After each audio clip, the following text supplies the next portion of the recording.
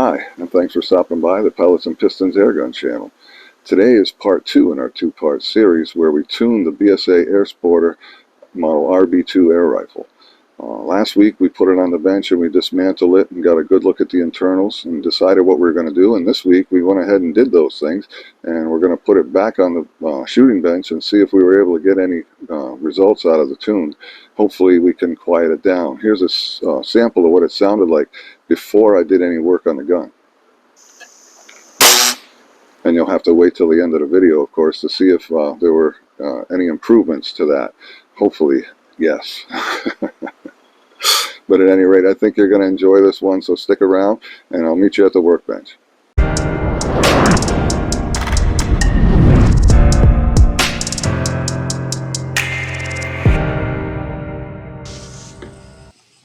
This project involved turning a new spring guide as well as a top hat on a lathe. These are made from Delrin, modern plastic material.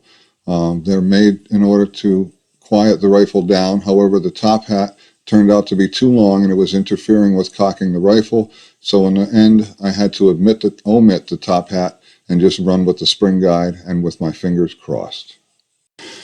Okay, so the first thing that I did was to clean the cylinder thoroughly. I used some starting fluid, which is basically ether. That should remove all greases and oils and so forth. So I simply soaked a rag down with the solvent, starting fluid in this case. Brake cleaner would be a good choice as well. Neither will leave a residue. However, brake cleaner is a carcinogen, and I'm not sure the ether is. I'm sure anything is if you do it enough. So we're just going to go ahead and swab out the receiver with this starting fluid.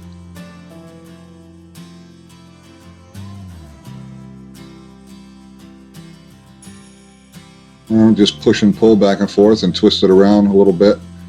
Try to get the end of the very cylinder cleaned up to accept the rotary breech.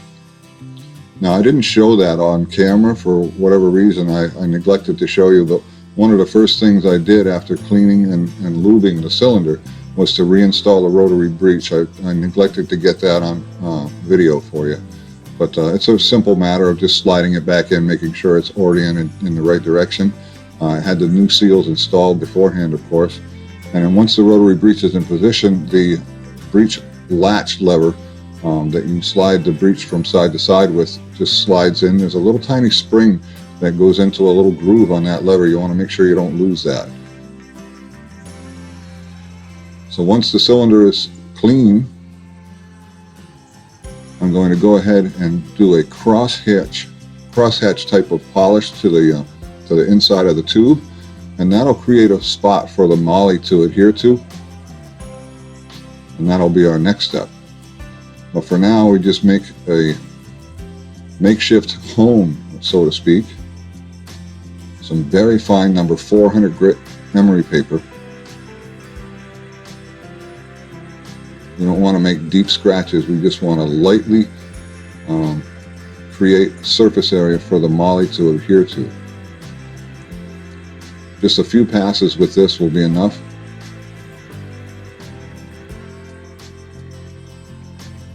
A lot of people think that a highly polished cylinder is the way to go, but it's actually not. You want some moly to be able to cling to the cylinder wall to provide for the ease of motion with the piston sliding back and forth. And that's it. That's all you need to do. From there, I took it outside and I rinsed it out with the same starting fluid to be sure that all of the metal filings and any dust that we created is removed from the action.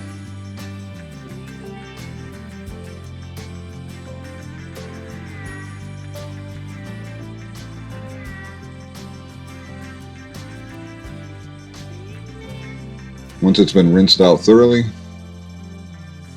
we can bring it back inside and move on to the next step.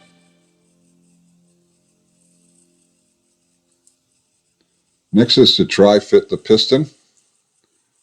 And right here it's a little bit tight. So we're going to need to turn it down somewhat. And we do that on the drill press. And I'll be using the same 400 grit emery paper.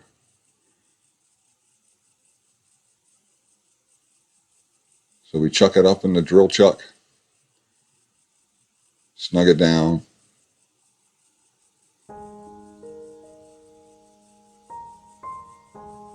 fire up the drill press, and begin the work of sanding down that piston seal to try to get a much better and somewhat lesser tightness of the piston seal against the cylinder wall.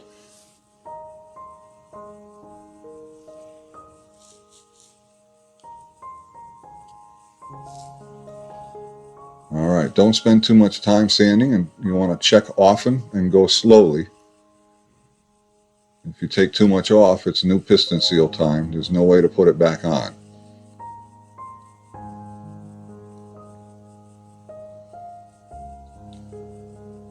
Still a little bit too tight.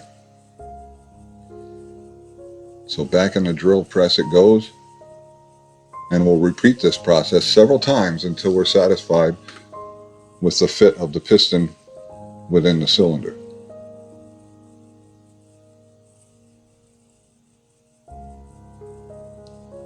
Again, go slow and take your time.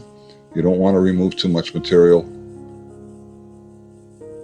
And now it looks perfect. The piston slides freely with just the right amount of friction.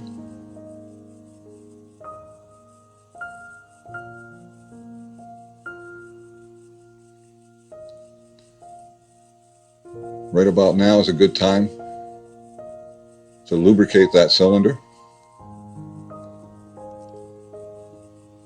And we're going to do that by applying moly to some more rags. And we're going to burnish that moly right into those crosshatch scratches that we put in the cylinder.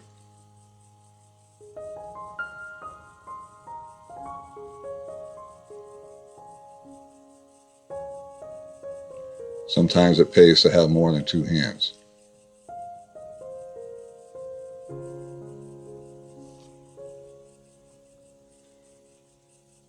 So we'll get a little bit of moly grease on the cloth.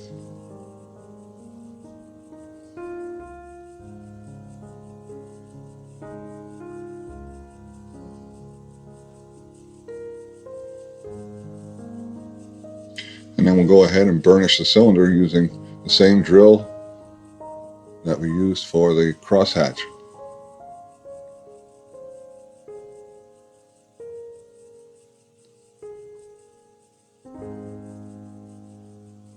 Take your time, make sure that the moly has been spread. You don't need much at all. It doesn't take much of this stuff to do the job. A little is good, a lot is too much.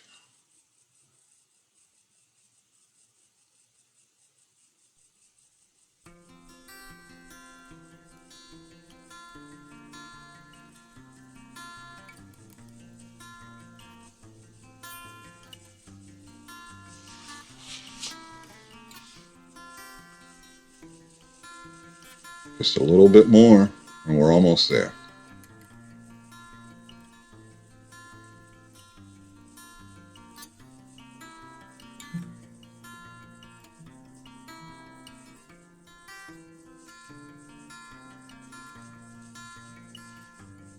We'll buff that right into the cylinder, and that creates that perfect surface for the piston to slide back and forth on.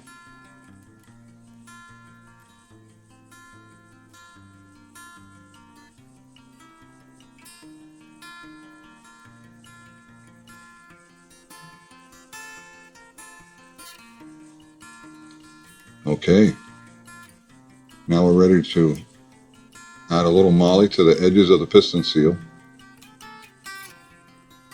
Just enough to say we got a very thin coating. And then we'll reinstall the piston in the right orientation. Slide that all the way up against the rotary breech.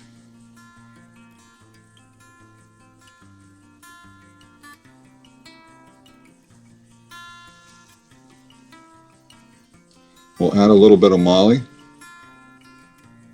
to the cocking rod right where the latch latches into the piston seal. I'm sorry, not piston seal, but the sear.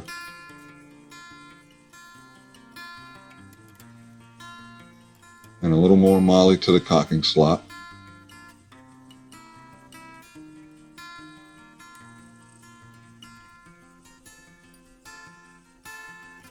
That's perfect.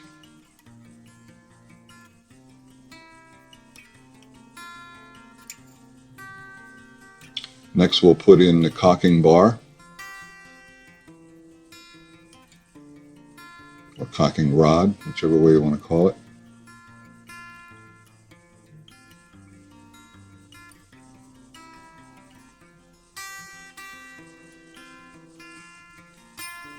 And next comes the spring, which I've already added a little spring tar to. I didn't use much this time. We're going to experiment and see how little of this we can get away with in each job.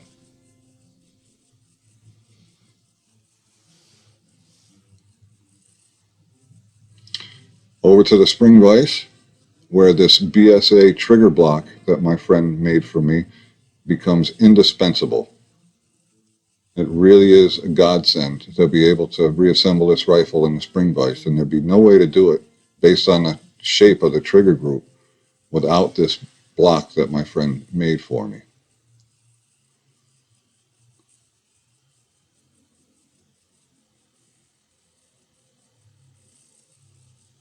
There we go. Once the hole's lined up, we can go ahead and replace the retaining screw.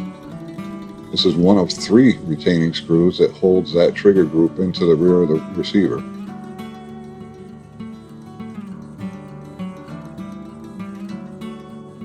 Once the screw is in place, we can remove it from the spring vise and bring it to the bench, where we'll install the opposite retaining screw and snug that one down as well.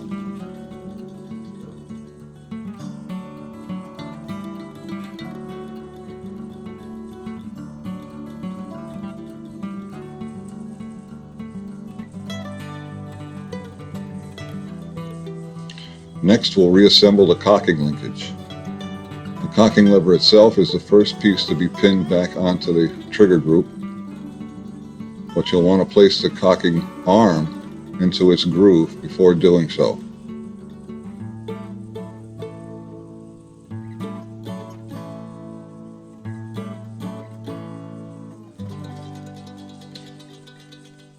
Simply line up the holes and replace the roll pin.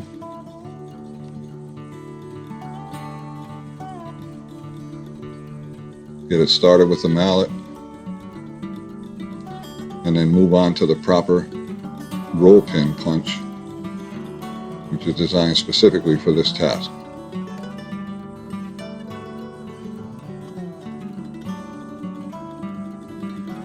Perfect.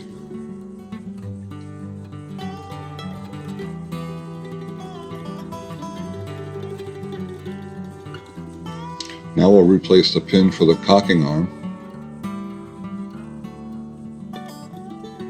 in exactly the same fashion.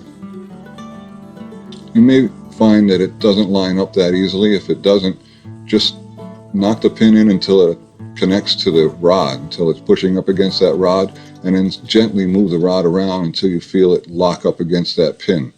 I hope that makes some sense. Finish the job with the correct roll pin punch, and the cocking assembly is back in service.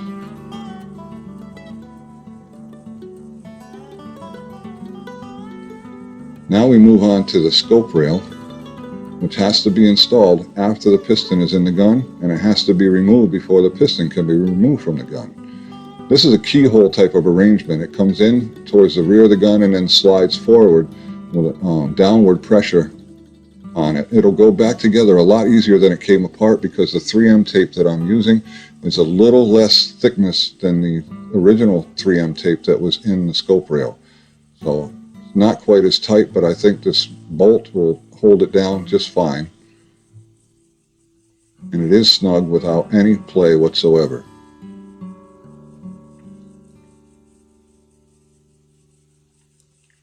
So we crank in the last Allen bolt, and the scope rail is attached. Now this piece right here, I'm not sure what it's called. I'm not even sure what it does, but I think it's just to stop the cocking rod from connecting or contacting the trigger group upon cocking the rifle. I think it limits the travel of the cocking rod, and that's its sole purpose. There's a small detent in the piece that I'm installing, and that detent lines up with an Allen screw that you tighten from the bottom of the trigger group, and that holds it in place. Next, we'll put in the tensioning springs that keep that cocking rod from rattling around within the rifle.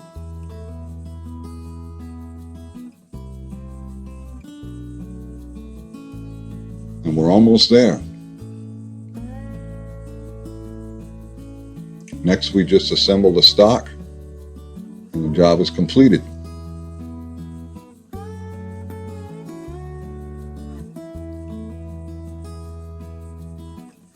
In order to assemble the stock, the cocking lever must be unlatched and put in its relaxed position. From there, you can slide it through the stock and drop the action into the inletting.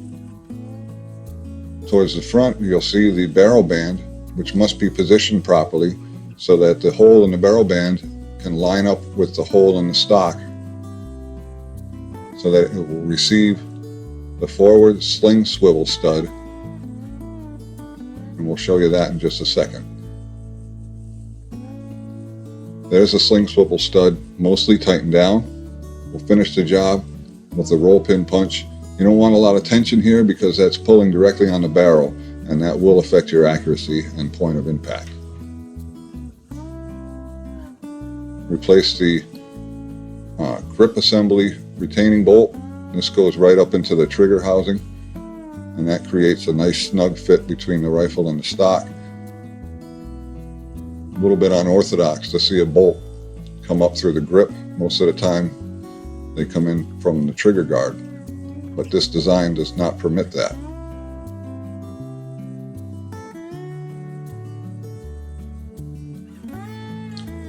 And there you have it.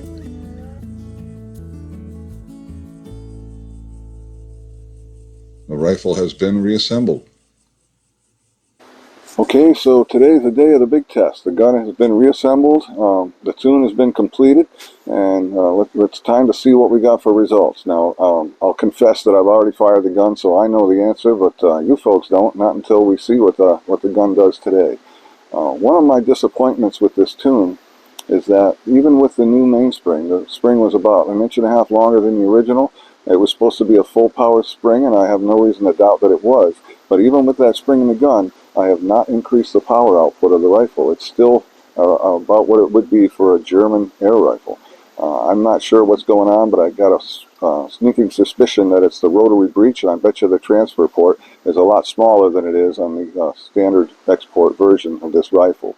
But at any rate, let's see how we did on the noise factor and the comfort factor of shooting the gun. That buzz is really distracting to me, so if we could eliminate that, I think the job could be at least a partial success in as much as we quieted it down and tamed that shot cycle a little bit. So let's see if it was able to at least accomplish that.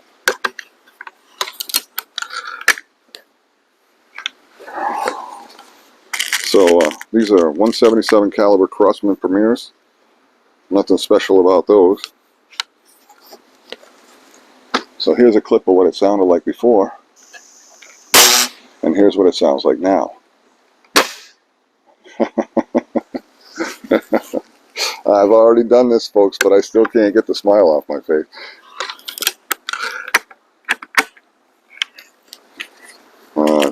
It's nice when you get a little bit of success. Now, I would have preferred having a more powerful air rifle at the end of this job.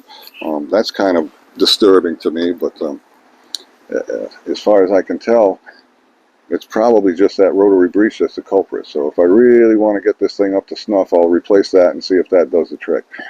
Anyway, here it is again, before and after.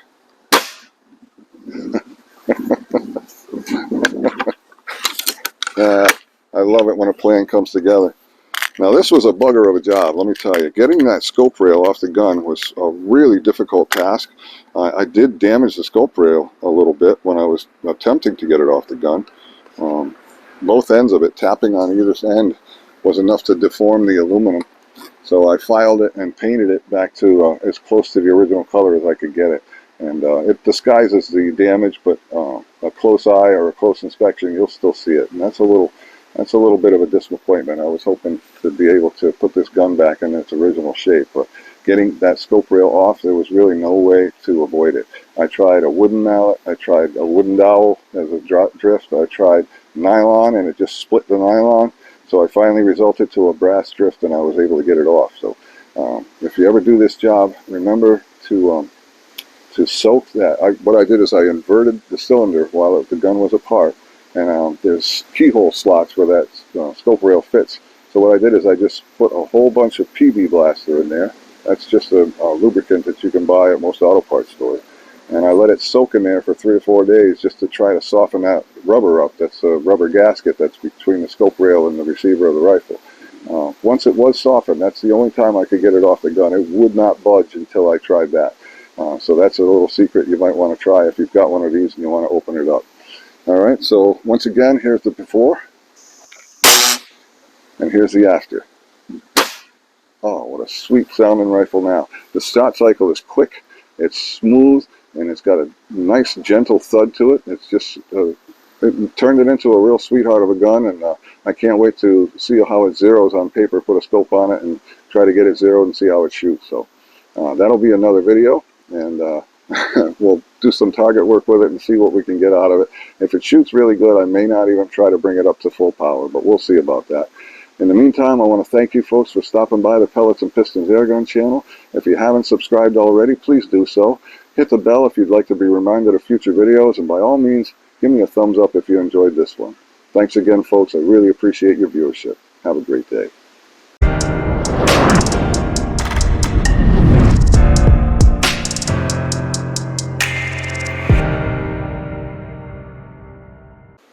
Well, hi, and thanks for stopping by the Pellets and Pistons Airgun channel. Today is the part 2. So it's a BSA Airsporter Stutzen RB2 air rifle. Try to say that 3 times fast. And that was stupid.